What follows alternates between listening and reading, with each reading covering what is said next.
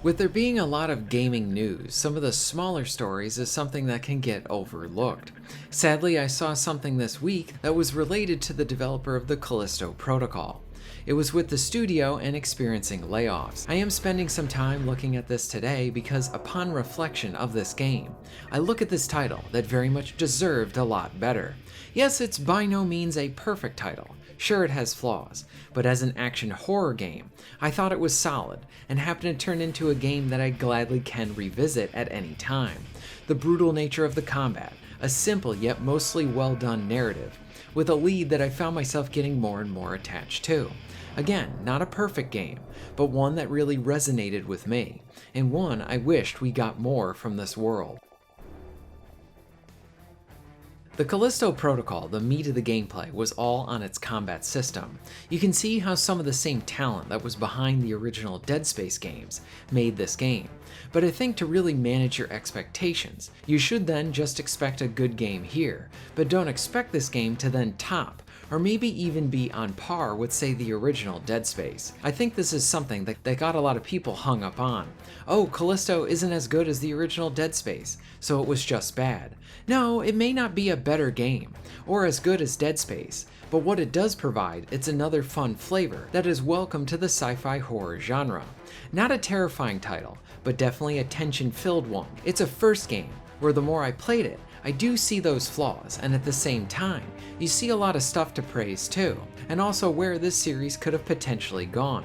It's a shame that we'll probably never see a sequel to this game, because I would have loved to have one, to really expand upon all of this further, and I wonder if time is going to be kinder on this title. Like really being able to remove people from the initial hype of the game and then the natural comparison that was being made early on, because the same developers made Dead Space. I don't think Callisto gets enough credit. It certainly deserves more. My bias is right here on full display. Watch any of my prior videos. I love this game, and I don't shy away from the flaws as well. It's that rough kind of gem that is something special to me. The Callisto protocol has some of the finest horror violence I have seen in a game. I'm not usually a big graphics guy. I play a lot of older games and enjoy them too, but here we have a really impressive engine, and I think in this department they make really good use of it. Whether that be from the actions the player can take, or the crazy player deaths that can occur. They put many horror movies to shame. The combat action is a nice mixture of melee and shooting. The melee is pretty much your go-to for most of the initial parts of the game, and let me tell you, between the sound effects and impact effects, you really feel each and every hit that you deliver.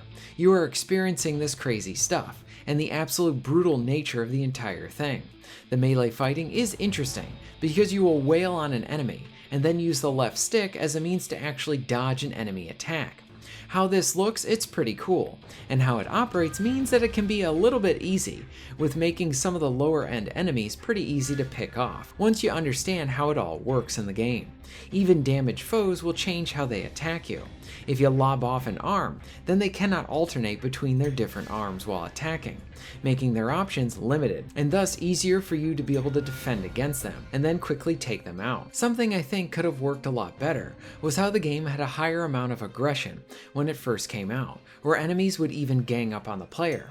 This was significantly toned down post-release, so now enemies would just wait around, like in an old kung fu movie. Yes, it's silly when you see this, and I wish that there was a better way to toggle how it was when it first came out to how it is now. Gunplay is very enjoyable, and it's got a nice punchy set of sound effects when firing them off. I am sort of repraising this title here, because why not? I love it. But for a newcomer, know that it does have those flaws, and an overuse of repeating the same boss fight being a big one within this game. But for me, an overall thing, I look back with it and it's just a really fun time. It's very rare for a video game to actually scare me. I can think of maybe just a handful that were able to do this. In most cases, when it comes to survival horror, horror games, or action horror titles, is that does it have the tension? Will it make me feel on edge? While the Callisto Protocol did not manage to scare me, it most certainly puts me on edge every time I play it. The mixture of the use of its lighting and brutal world that you're in. It's dangerous, and you need to do everything that you can to survive. It didn't hurt either that we had a lead with Jacob, who was someone that I ended up rooting for. Callisto takes a more simpler approach when it comes to its narrative. It's more plot-driven than character-driven, but the game still manages to provide some satisfying moments that highlight Jacob and give us a deeper peek into who he is. A major theme is accountability, like taking responsibility for your actions, and then once you've learned about that, what do you do going forward? What kind of person are you going to be once you know the truth? This was a huge positive as it pertained to the story. Development for our lead is seen through his actions, rather than through a lot of long-winded dialogue-heavy sequences. The game lets the action or the player sort of play out those moments. While those are the strengths of the narrative, it does have some weaknesses with contrivances that are kind of eye-rolling at times, to where they seem like they're only done to get the plot rolling in those cases. Again, flawed, but the good definitely outweighs the bad. I very much wanted to get some good news for the Callisto Protocol and its developer. Personally, I would love to see them get another shot with a sequel. There's so many different directions a follow-up could go in. Personally, I would retcon the aspects of the true DLC ending to make it more satisfying for the player. So that initial look at seeing the developer sort of back in the news is like, ooh, I wonder what they're making now.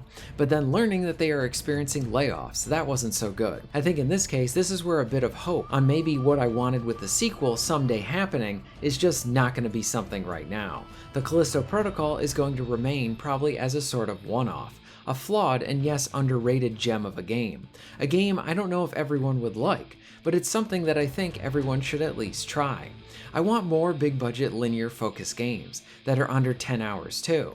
I actually have replayed this a bunch because of the enjoyment that I get out of it, along with it having a shorter runtime.